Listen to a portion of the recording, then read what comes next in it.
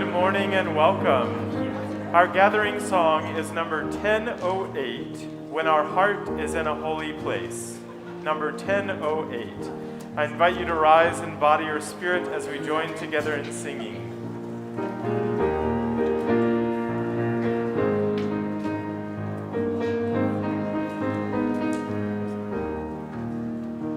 When our heart is in a holy place, when our heart is in a holy place, we are blessed with love and amazing grace. When our heart is in a holy place, when we trust the wisdom in each of us, every color, every creed and kind, and we see our faces in each other's eyes, then our heart is in a holy place.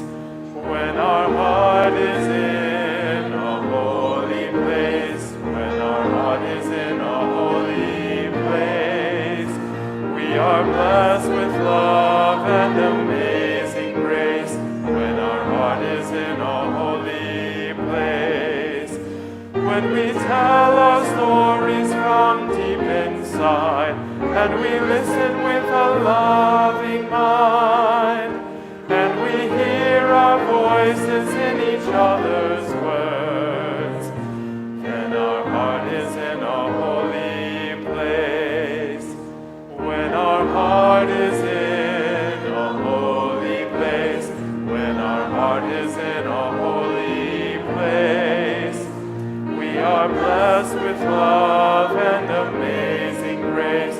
When our heart is in a holy place, when we share the silence of sacred space, and the God of our hearts stirs within, and we feel the power in each other's faith, then our heart is in a holy place. When our heart is in a holy place, when our heart is in a holy place, we are blessed with love and amazing grace. When our heart is in a holy place, when our heart is in a holy place.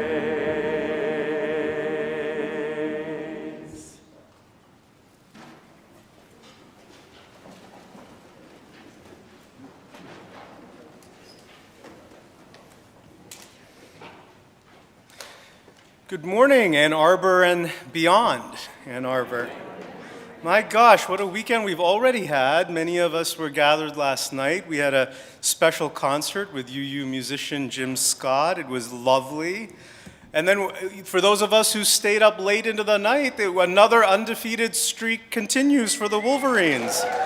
My gosh. These recent games, you don't even know what's going to actually happen, and then they pull it off in the end. It's just been fantastic.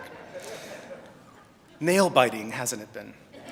Whether you're with us here in Ann Arbor in our sanctuary in person this morning, watching from home or elsewhere at this very moment, or later in the week on demand, we are delighted that you have chosen to be here together in community with one another and with us. Our community, the First UU Congregation of Ann Arbor, has been meeting continuously since 1865, bringing alive the spirit of freedom in religious and ethical pursuits, supporting one another in determining and finding what is right for each and every one of us as we support one another in the collective good work of building community and building a greater beloved society that our hearts yearn for and that our world needs. I'm the Reverend Manish Mishra-Marzetti. I serve our community as senior minister. And alongside me in today's service are Dr. Carter Smith.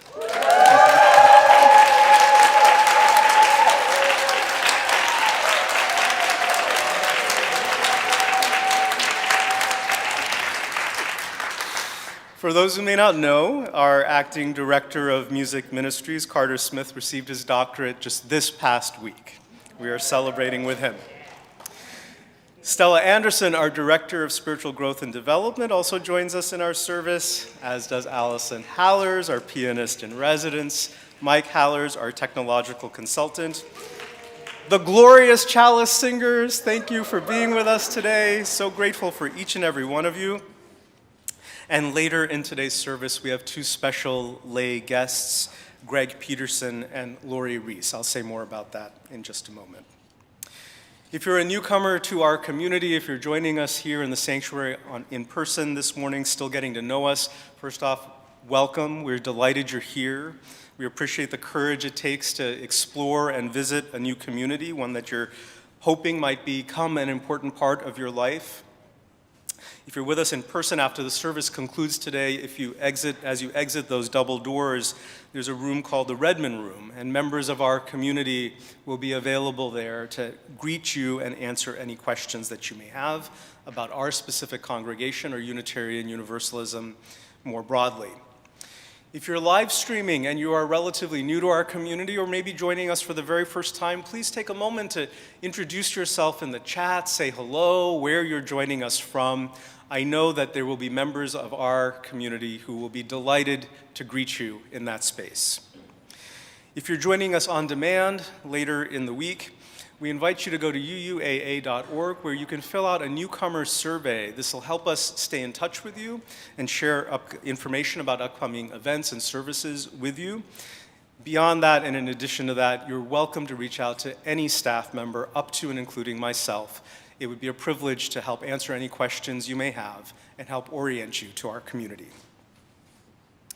This Sunday, we explore the theme of direct lived experience. Some of you have heard me speak of this before, insofar as we Unitarian Universalists in general don't have a sacred text that we all hold in common, save one. There is one, and that is the sacred text of our lives. We believe that personal experience, often hard-won personal experience, through challenges, through struggles, leads to wisdom. Wisdom about what it means to be human, what our short time on this planet means, what it calls forth from us, and it is wisdom that we are called to often share with one another in the spirit of love and graciousness as we inspire each other, lift each other up on our shared journey. This is part of the context of today's service. Before the pandemic began, my gosh, that feels like some other dreamlike state. Before the pandemic began, we had a seminar for those in our community that wanted to step into the experience of storytelling in a more personal way, in this kind of way, as a way to share personal wisdom and experience. Just as we were getting ready to close out and celebrate that shared experience, the pandemic began, and we were not able to really close out that seminar in the way that we would have liked. Today will be the first of two services in which some participants in that storytelling seminar will share some of their direct lived experiences with us for the purposes of shared inspiration. I now invite us to find a place of centering and grounding in our hearts as we move more deeply into our time together this Sunday.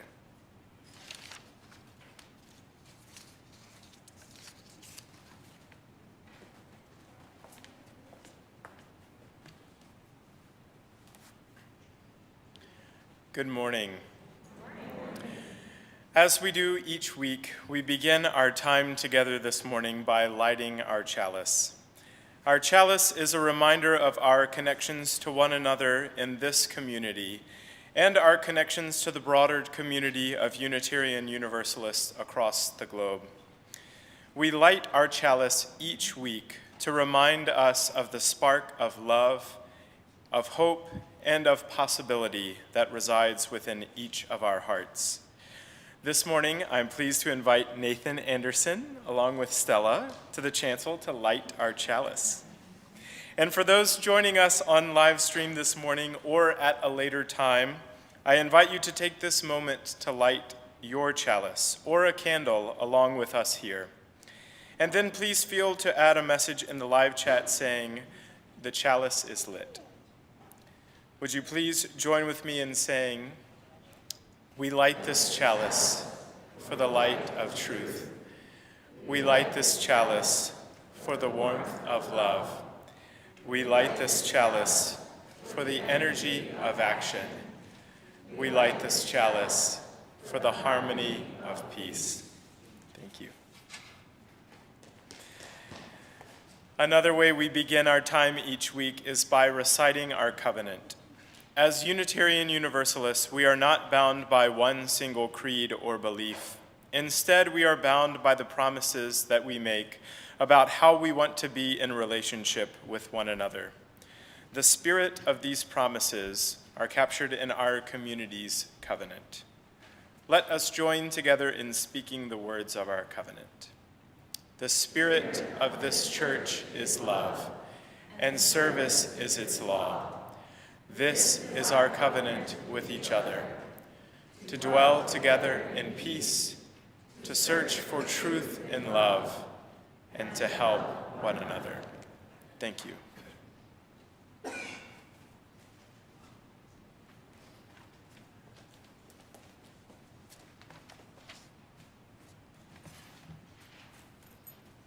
Good morning. We all have stories to tell. Sometimes you just need to find the right lead. Our Time for All Ages this morning celebrates this essential truth. Before I begin, a brief note. I was reminded this morning after the first service that even the best books are imperfect. Some have problematic language around identity. Others might be grounded in outdated modes of seeing the world, while still others, like today's story, include some ableist ideas. We all learn and express ourselves differently, and that is something to be remembered and celebrated. Ralph tells a story, written and illustrated by Abby Hanlon.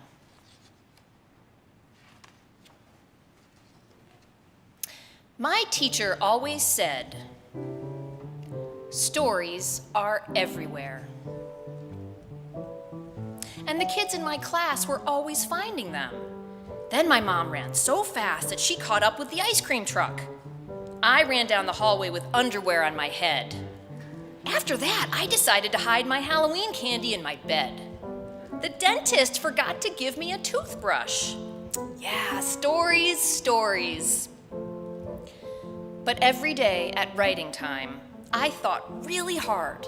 I stared at my paper. I stared at the ceiling.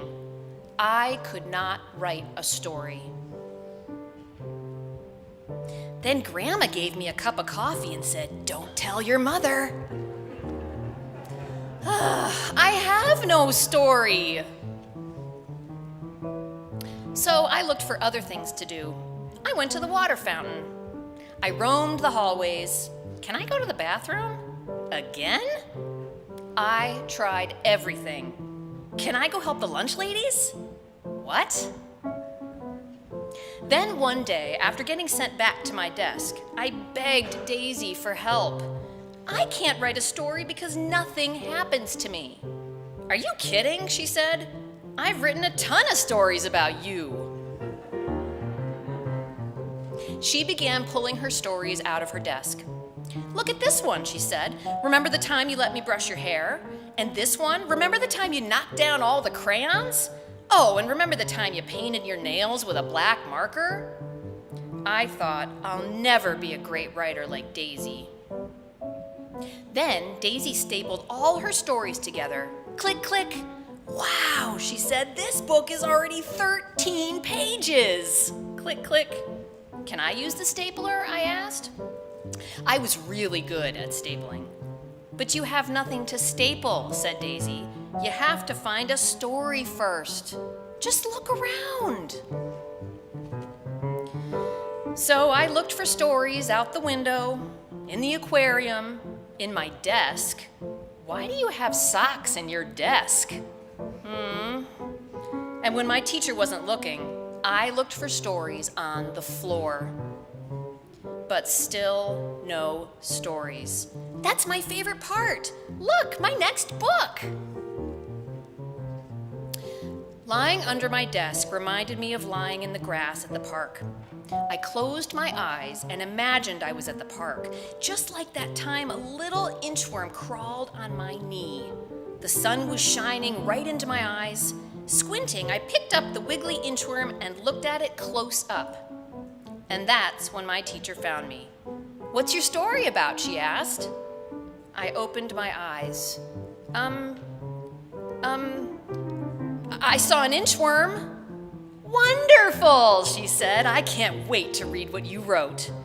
But there was no inchworm story. I sat down and tried to write about the inchworm, but right away I got stuck. "Do you know any inchworm stories?" I asked Daisy. She just rolled her eyes and kept on writing. And then my teacher said, "Writers, come to the rug, time to share." "Ralph, why don't you go first?" said the teacher. I pretended that I had lost my paper. It didn't work. "He's sitting on it." I walked to the front of the rug. It took a long time. I held my paper against my chest so no one could see it. "I was at the park," I said. "An inchworm crawled on my knee." It was quiet. My heart went thump, thump, thump, thump. That's when I looked at Daisy. "Wow, really? Did it feel squishy, Ralphie? Did you take it home?" And then everybody started asking me questions. Did your mom let you keep it? Did you touch it? Was it a baby? Was it a girl? Did it tickle? Did you name it? Wait a minute, I thought. Something did happen with that inchworm. Well, I picked up the inchworm and decided to name him Nick. I built Nick a house, but he just inched away. So I followed him, which is why I didn't notice that someone was following me.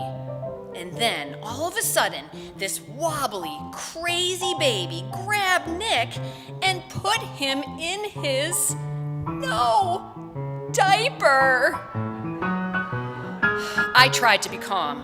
"Come on, baby," I said nicely. "Give Ralphie the inchworm." It didn't work. Was this the end of Nick? But then I noticed Nick was escaping. He crawled right up the baby's stomach. Quickly, I rescued Nick and ran. And we spent the rest of the afternoon doing nothing together. The end. Everybody clapped and cheered. "Show the picture, Ralph," someone said. "Wonderful, hooray, yeah, Ralph." I wasn't embarrassed anymore, so I did. That was last year. This year I write stories all the time. I keep finding stories everywhere. This book might be too thick to staple. Writing tips from Ralph. Number 1, get comfortable. Number 2, it's okay to ask for help. What was that funny thing I did again? Number 3, you can always write about what you had for breakfast. Number 4, eat lots of chocolate. Books by Ralph. When I ate too much spaghetti. The shampoo mystery. The marker that never ran out. The crazy supermarket cart. When my mom bought me the wrong size underwear. The lunch lady's friend. When my backpack was really heavy. The case of the missing ice cubes. The worst staple jam ever. When my baby brother ate hot sauce. The scariest hamster. When milk came out of my nose. Daisy's embarrassing birthday party. When the librarian yelled really loud at me. The smelly Band-Aid. When the principal tripped. My bathroom emergency. And finally, The Inchworm Returns by Ralph. The end.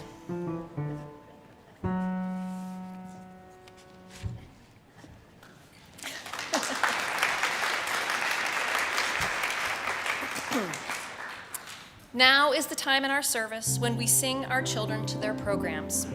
Our K through 5th graders should look for their grade level signs and follow their teachers to their classrooms as the congregation sings with love and joy. Where you go, I will go, beloved. Where you go, I will go. Where you go, I will go, beloved. Where you go, I will go. For your people are my people. Your people are mine. Your people are my people. Your divine, my divine. Where you go, I will go, beloved. Where you go, I will go. Where you go, I will go, beloved. Where you go, I will go. For your people are my people. Your people are mine. Your people are my people. Your divine, my divine. For your people are my people. Your people are mine. Your people are my people. Your divine, my divine.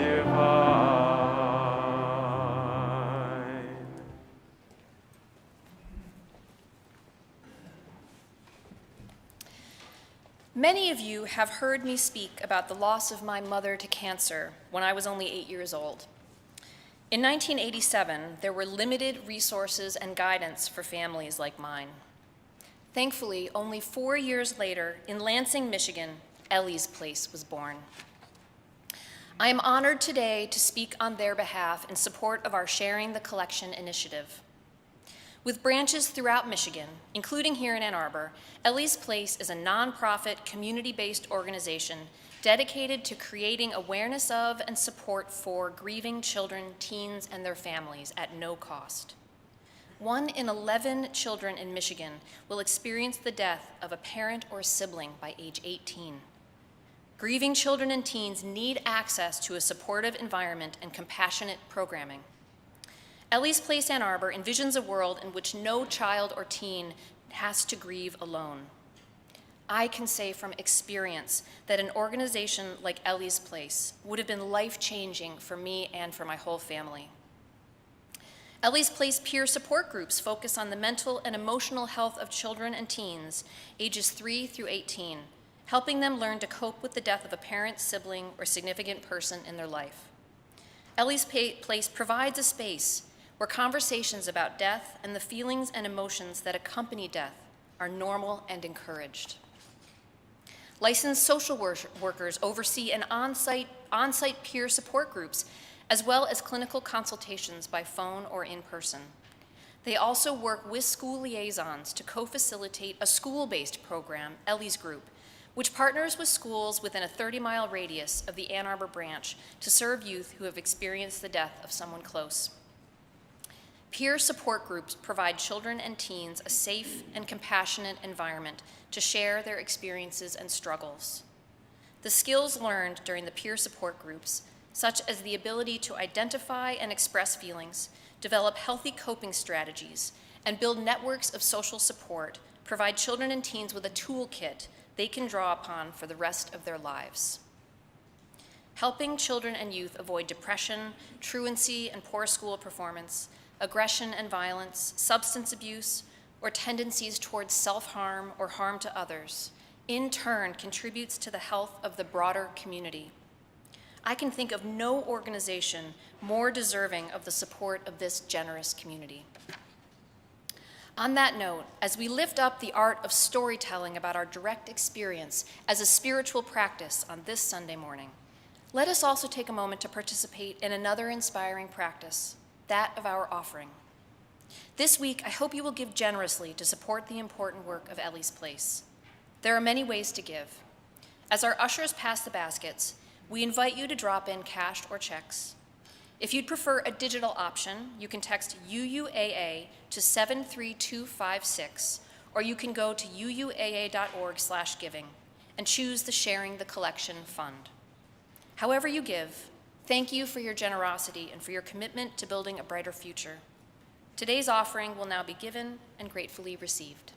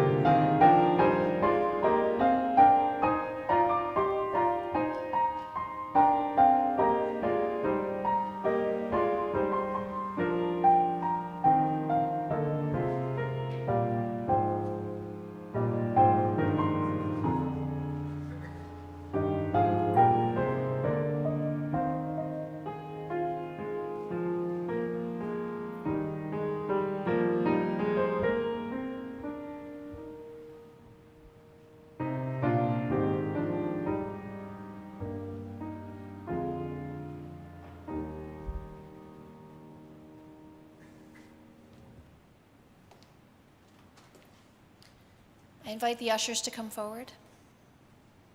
As they do, I invite you to rise in body or spirit, wherever you may be, and say with me the words of dedication. To the work of this congregation, which is weaving a tapestry of love and action, we dedicate our lives and these our offerings. Thank you.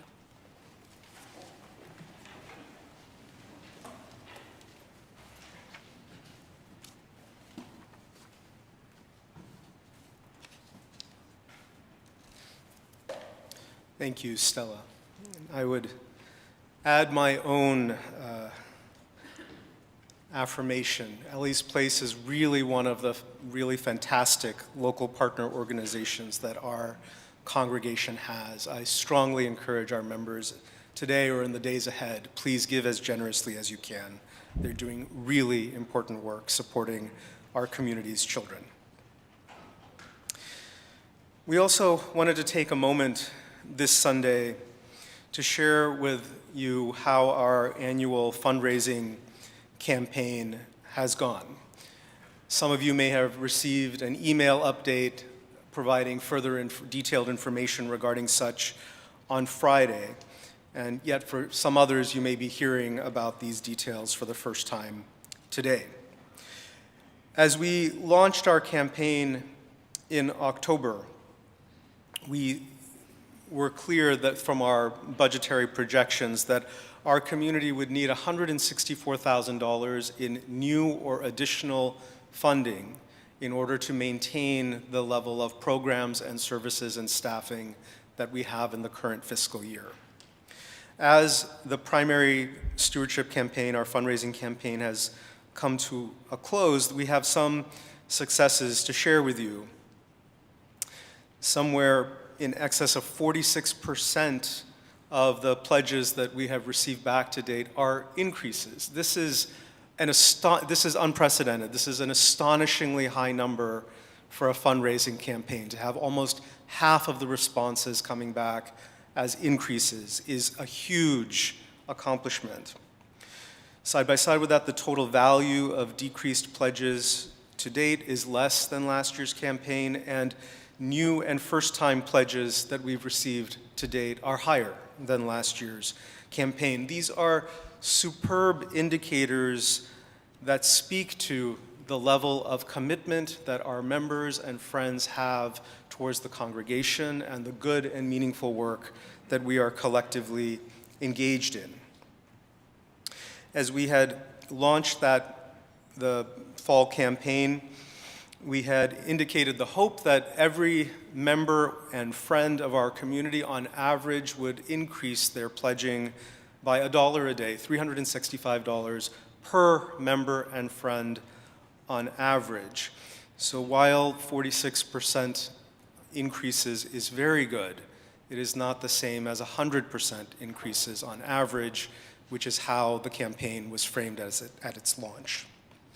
That need for additional revenue is driven by two specific things. The first is expense-driven pressures.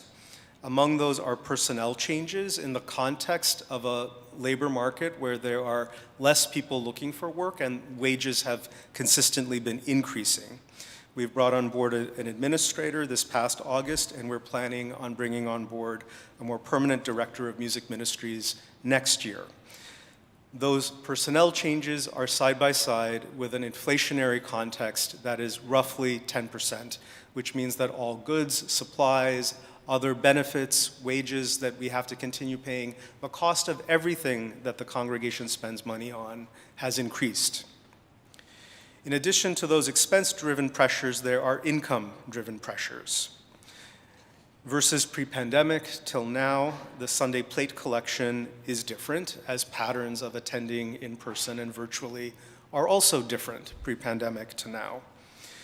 We have lower rental income, as demand for space is also different now versus pre-pandemic. We have not had an auction in recent years, and our community has lost a significant percentage of its spiritual growth and development families over the course of the pandemic. Holding all of that side by side, those expense pressures, those income-driven pressures, and the fundraising we've been able to accomplish to date, if we were to close out the campaign today, our annual fundraising campaign today, our projections show that we would have a $150,000 deficit for the next fiscal year that would begin on January 1st. This is an incredibly significant and high amount. If we were to close out the campaign today with a projected shortfall of $150,000, we would have to eliminate 3 full-time equivalents, 3 full-time staff positions in order to bridge that gap. We are aware that eliminating such a high number of paid staff positions on the heels of several years of consolidating staff positions and reducing staff positions would be deeply painful for our community. It is not something that I'm holding joy in my heart having to share with you. This is very hard. It's not something that any of us really want to do or want to see have happen, which is why we're launching a second ask campaign, a second appeal, before we finalize our budget. We are asking every member and friend of our community to please closely and thoroughly consider your pledge, and please revise your pledge upward in whatever way you can. Every bit helps, and the more you may be able to revise your pledge upward, the better our community may be able to do. You can do so by going to UUAA.org/revise, R-E-V-I-S-E, UUAA.org/revise. It is going to take every member and friend of our community, all of us working together and collaborating together to try and preserve as much of the ministry's support, programs, and staffing that we possibly can. In the worst case scenario, come early January, we may have to eliminate 2 or 3 full-time positions permanently from our staff team. But in the best case scenario, if we all pull together, if everyone pulls together and looks really deeply and closely at what you might be able to do financially for our community next year, we might get lucky. Maybe we'll only have to lose one staff position instead of 2 or 3. And maybe if we're really, really lucky, maybe we won't need to lose any.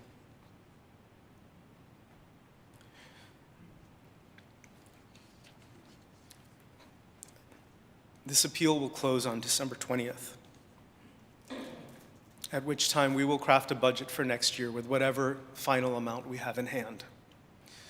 So I encourage you to please consider your pledges quickly and soon, and get your responses back to us as soon as you may be able to.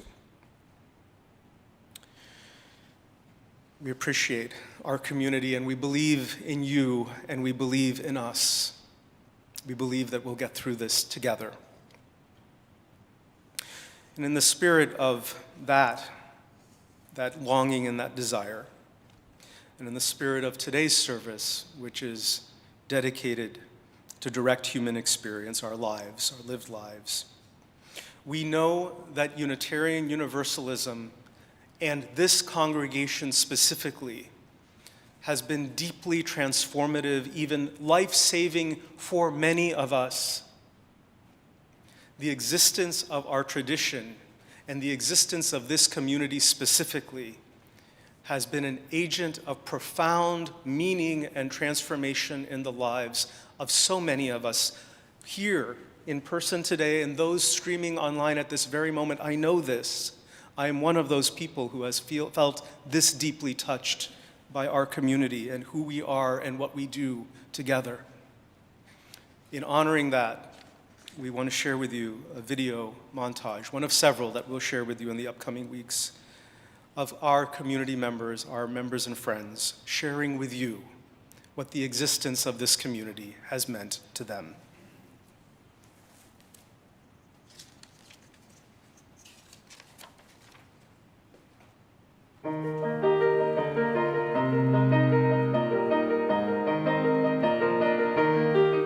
It's a safe haven. It's a community where I feel like I can be my complete, authentic self. And I've grown up here from preschool on, and it's always a place that's really a second home where I feel like I am completely welcomed with anything that I feel like I want to bring to the table with no judgment.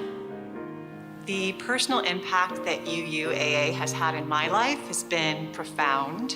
I joined the community in 2014, which was mysteriously 6 months before my life fell apart, which of course I didn't know was about to happen. But it allowed me to have this sense of support and community around me while all of that was going on. I was escaping an abusive marriage. I was in a housing crisis with 4 young children. And I had this network that I knew I felt welcomed.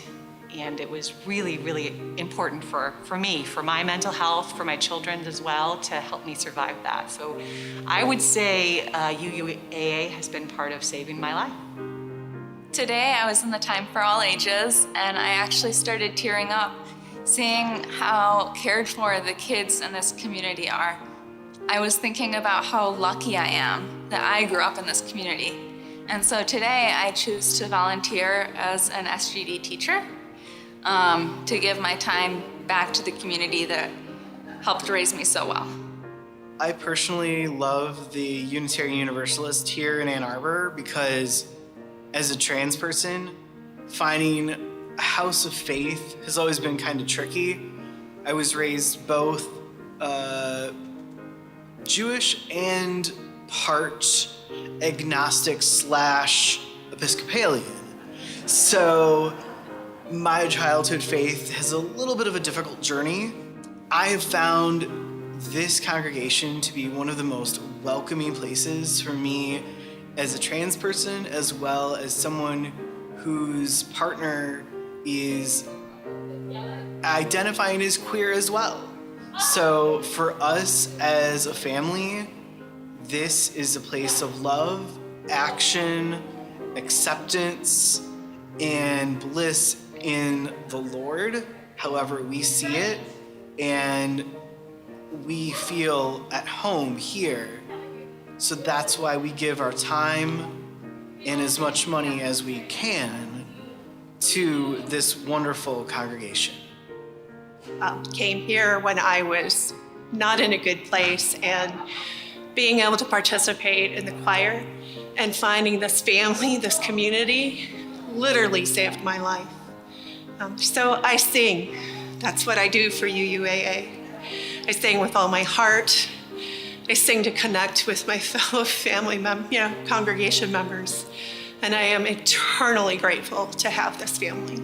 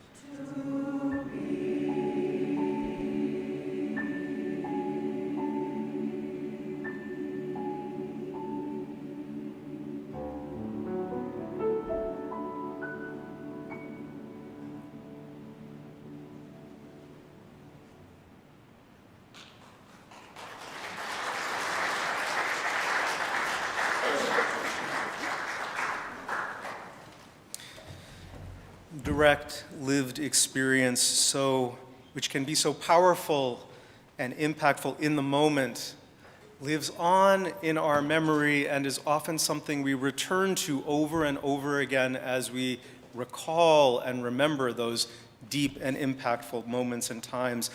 Often then in the retelling and the remembering, we draw in a little bit of imagination and a little bit of embellishment for the fun of storytelling, the artfulness of it. I'd like to invite into the pulpit our first storyteller, Gregg Peterson, who will share some words of inspiration related to nature, the environment, and our animal friends in it.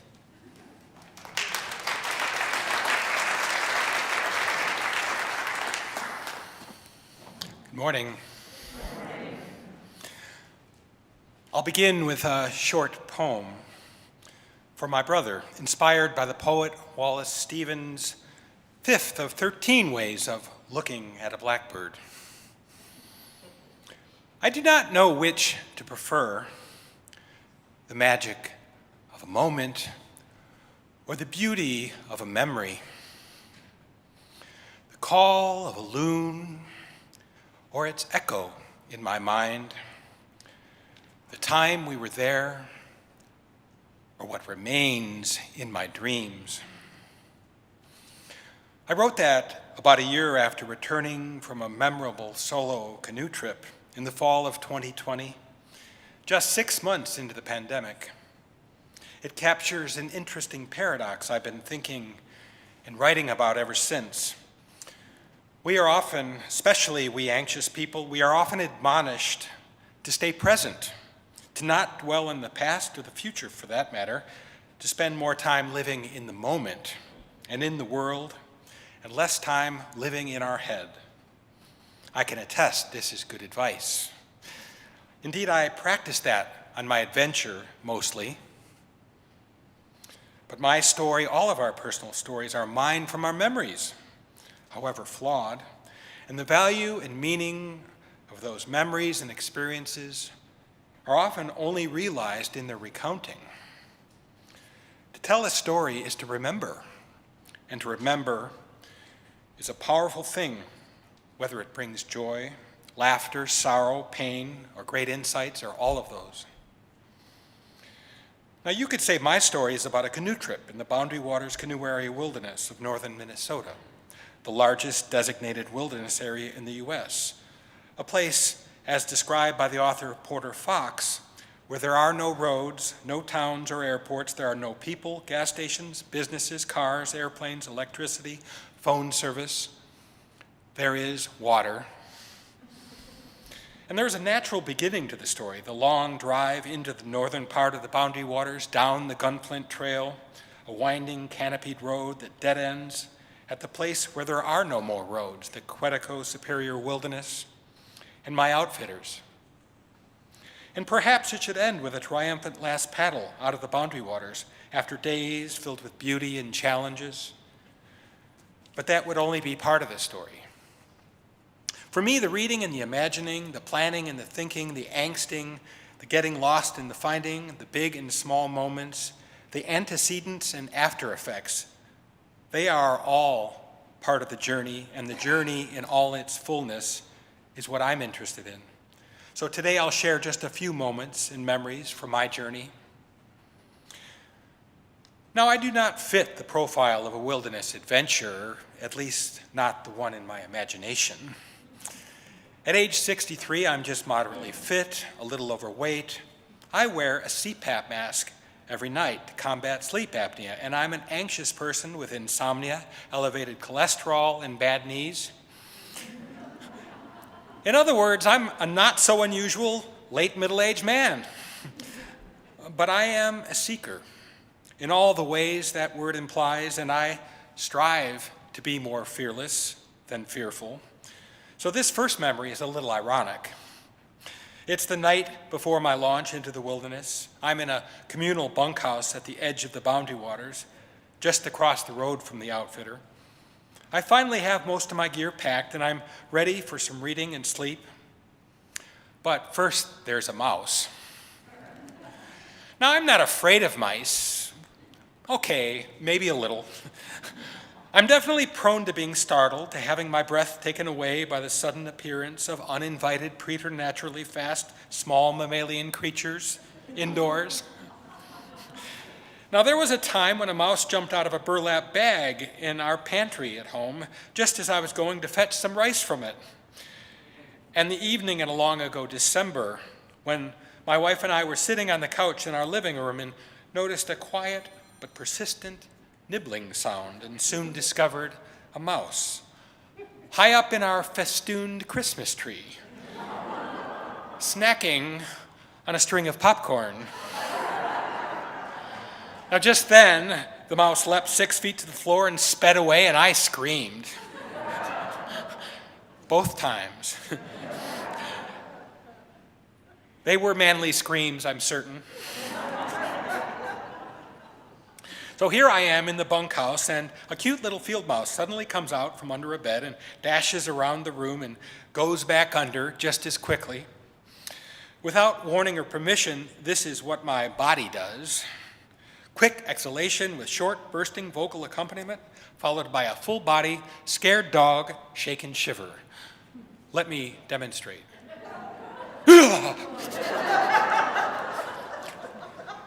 With a little help from my neighbors, we coax the mouse out of my room and into the large common area where it quickly disappears before we can direct it out of doors. Now, I had met the 4 guys occupying the next bunk room earlier in the afternoon. They were friendly enough and curious about my plans, which I shared. Their plan is to spend the next few days drinking and fishing, in that order, with a minimum amount of actual wilderness travel. So they spend most of the night in the common area just outside my door, apparently practicing for their trip, loudly and drunkenly telling stories and giggling each time the mouse makes an appearance. I seem to recall the mouse getting a name. We'll call them Max. Now, I'm glad to be in my own bunk room. I really don't want to engage with drunken men in my time of preparation and prayer. And when I say prayer, I don't mean God or gods are invoked. I mean that I read some Annie Dillard before going to sleep. Tucked into my sleeping bag, wearing long johns and a wool cap in the unheated room, the lights all out except for the light strapped to my head, I read from Pilgrim at Tinker's Creek. Miss Dillard writes, "But if I can bear the nights, the days are a pleasure. I walk out, I see something, some event that would otherwise have been utterly missed or lost. Or something sees me, some enormous power brushes me with its clean wing, and I resound like a beaten bell. Oh, to be brushed with the power to receive such gifts, to see as Annie Dillard sees, maybe even to resound. This is the perfect prayer on the eve of my departure, that and to be unafraid of the night, of mice, of bears, of being alone." I strap on my CPAP mask for one last time and drift off to sleep. But at about 3:30 in the morning, I wake to the sound of scurrying feet, scampering across the hard synthetic surfaces of the thin bunk room mattresses. Once heard and registered, it's impossible to unhear. The sound was so clear and unmistakable that night, and yet I can no longer conjure it in my mind. In my memory, the non-auditory part, it starts out as a mouse racing around the bunk beds and soon becomes a slow march of tiny feet toward my face. Now, I question whether marching slowly is something mice actually do, and still the sound of a mouse getting closer and closer was absolutely real. At the last moment, still tethered to my CPAP, I bolt upright and out of bed and cause the compressor to flop around on the floor, and my noisy rising seemed to scare Max away for good. And whether it is a mouse in my mind or a mouse in the room, I'm not sure it matters. I reconnect myself to the machine and finally go back to sleep. So now it's a day later, after my night with Max, after a memorable first day of launching and paddling, of getting briefly lost, of falling, a day of exhilaration and exhaustion, and after a long but not so restful night of sleep on the ground, I get to experience this moment. It is early on this brisk September morning, and I'm slowly paddling a rented canoe toward a rising sun that barely shines from behind a veiled island. It is just above freezing, but the water is at its peak warmth at summer's end. So a blanket of steam fog, shimmering at its edges with a golden light, rises up and enshrouds the lake. There is a muffling silence, save for the quiet drips and swishes of my paddle as I lift its blades and then carefully cut them back into the velvety water. The sun appears and just as suddenly disappears in the fog. Fir and birch-studded shorelines and small windows of pale pink and blue sky appear and disappear in turn. It is mysterious. It is heaven, and this is real. Now, if this was a movie and I, the composer, the soundtrack for this auspicious moment would include the long, plaintive wail of a common loon, Gavia, Immer. But as I said, this is real. The idea that I might go alone for 7 days into the wilderness is no longer a dream, no longer a vision of who I would like to be. A person at ease with himself, competent, calm, self-reliant, even intrepid, but also able to be fully present. It is who I seem to be, at least for now.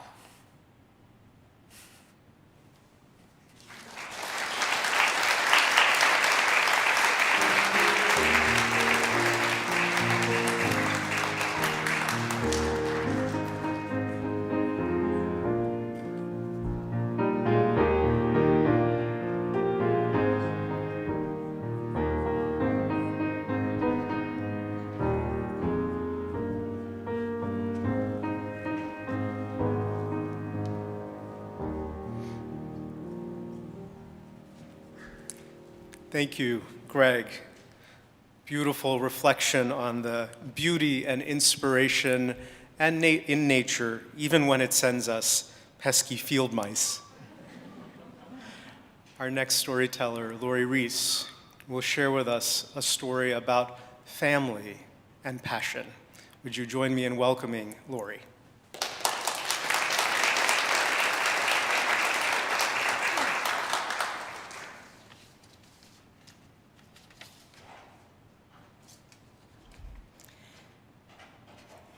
My older sister Jan insisted that skydiving was absolutely a thing one must do. Jan was intensely passionate about a few things in life, skydiving being one of them. Since she became a skydiving professional, and she's my older sister, and I looked up to her, well, I kind of had to do it. But to be perfectly clear, I did not grow up dreaming about intentionally jumping out of a perfectly good airplane. So for my first jump, long time ago, I was in my 20s, Jan arranged for me to do a tandem skydive with her friend Dan. I'm sharing this harness with Dan. I'm in front and he's in back with all the parachute and the cords and stuff. I'm a big, tall person. I was significantly bigger and taller than Dan, and why did that have to be on my mind? Jan, Dan, the pilot, and I, we squeezed into this small, what appeared to be a 2-seater airplane. Since Dan was behind me and attached to me at the hips and the waist and the shoulders with this harness, I basically had to sit on top of him. Again, I was much bigger and taller. Why did that have to be on my mind? Plane starts to climb, and I'm starting to shake, and I'm getting really nervous. Dan and Jan tried to comfort me. They promised that I would not lose my stomach, that skydiving was not like a plunging elevator or a roller coaster ride. At 15,000 feet, I hear, "Blue skies, black death." Blue skies, black death. Then I'm hurled out of the plane, tumbling into the air, and I'm telling you, they were wrong. I lost my stomach and any other organs I had. And dizzy. Oh my God, it was simply overwhelming. I just wanted to grab onto something, but there was nothing out there. 1 second I would see clouds in the sky, and then I'm seeing the horizon, and then the ground, and then the sky again. Honestly, I wasn't worried about the parachute not opening. I was worried I'd die up in the sky. I don't know what happened, but suddenly everything just settled. There was still this crazy whirlwind. It was noisy as hell, and I don't think I'm even breathing. But I'm arching my back like I'm supposed to, and my arms, our legs are spread eagle, and I guess we were balanced in the air, so I no longer felt that god-awful empty feeling. This was free fall. My eyes were wide open, and I could see Jan out there flying towards me in the air. Okay, don't ask me how the physics of that works. But she flies to me and she reaches for my arms, she pulls herself in, and she kisses me. My sister kissed me some 10,000 feet in the air. She then just sort of let go, drifted back a little bit, and gave this cute little wave to me. And then she turned and superwomaned away. The pros tell me that this free fall was about 1 minute long. I'm telling you, it felt more like 10 minutes. There was so much going on in my mind. Jan's kiss, I think we fell through a cloud. Then I'm looking at this curvy road and thinking, I don't remember driving in on that highway. And I guess Dan is literally breathing down my neck. I wonder if he's uncomfortable being so much smaller than I am. Oh, but rather, why do I have that on my mind?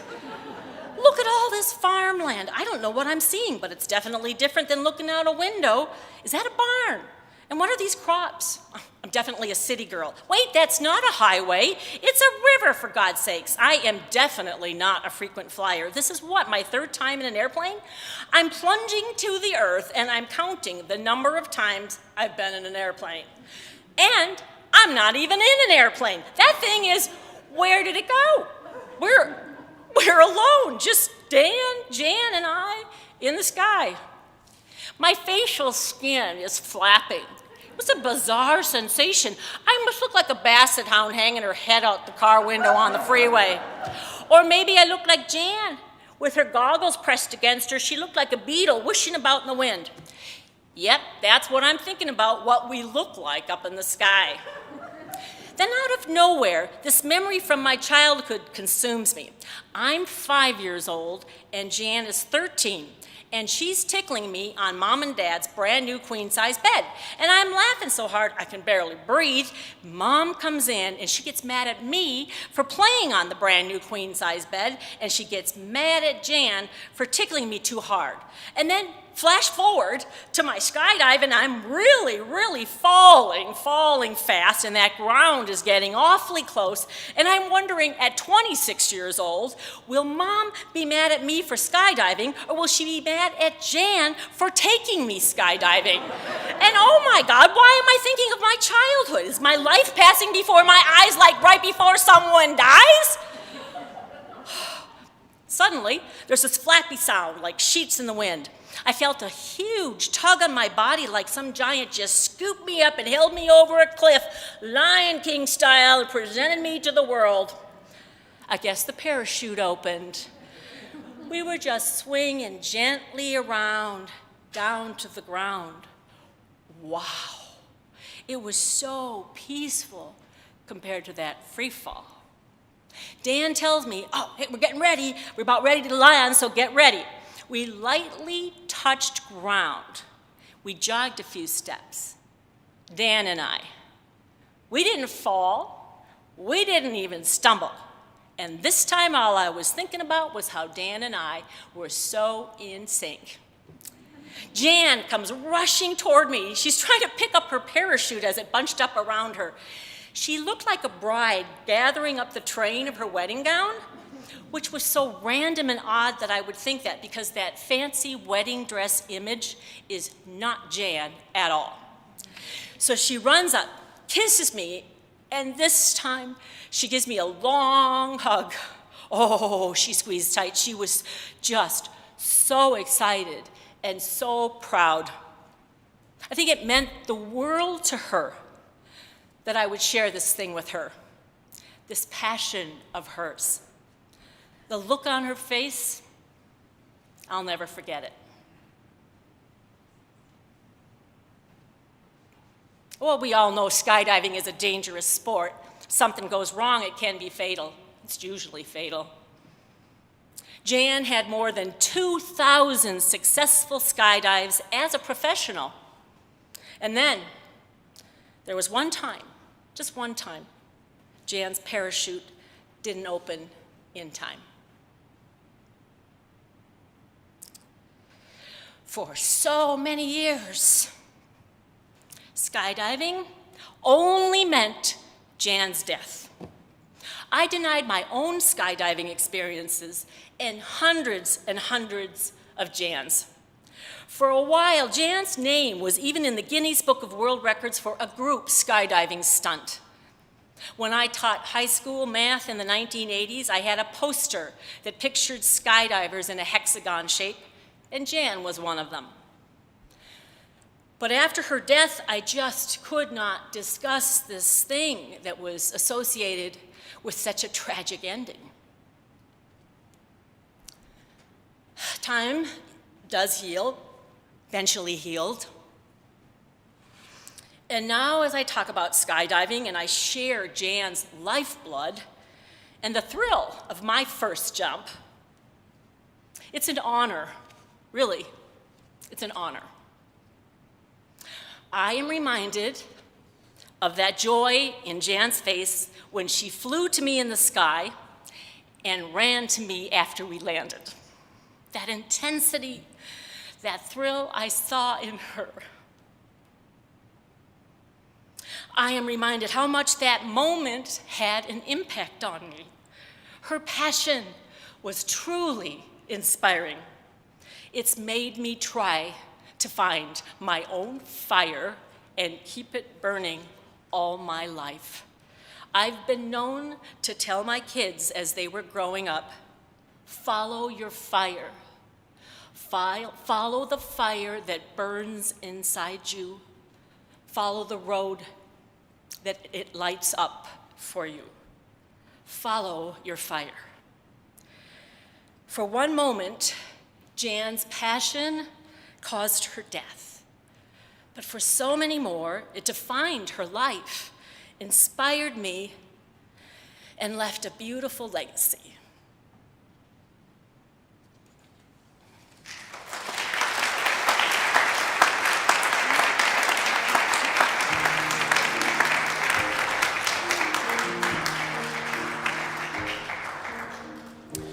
Lori, thank you for such a moving and vulnerable tribute to your sister and to all of us. A reminder of the ways in which our life journeys shape and inform who we are, all of those journeys, every part of those journeys. In that spirit, I invite you to rise as you're comfortably able, embody your spirit as we sing our closing hymn, For All That Is Our Life.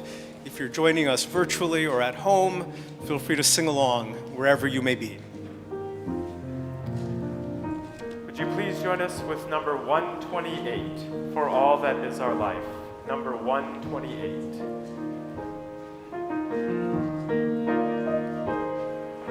For all that is our life, we sing our thanks and praise. For all life is a gift which we are called to use to build the common good and make our own days glad.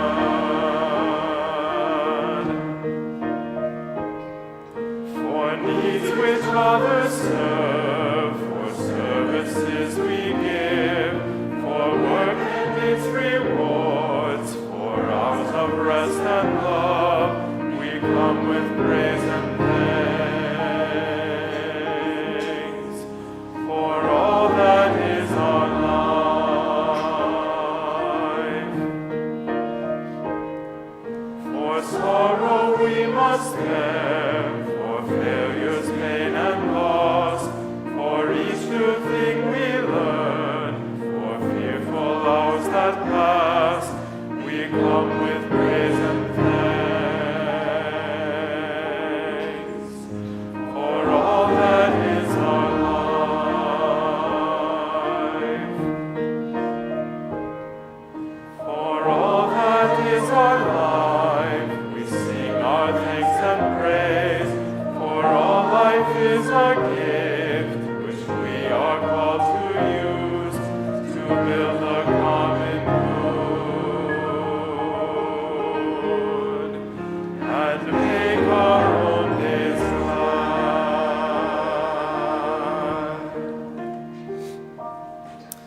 Beloveds, as we enter this new week, please hold in your heart close and dear, recall in your hearts those meaningful, impactful experiences that have shaped your journey and made you exactly who you are. Those are the sparks of wisdom, of hard-won wisdom often, that illuminate our way and that we can share with the world around us in helping share and bring alive what it means to be human for any of us and for each of us. And as you go into that new week, recall and remember and hold as just as precious that each person you meet has similar and very different stories and sparks living within them, just as sacred, just as tender, just as important as your own. Go in peace, go in love, go knowing that you're held in the loving embrace of this community until we can be together again. May it be so.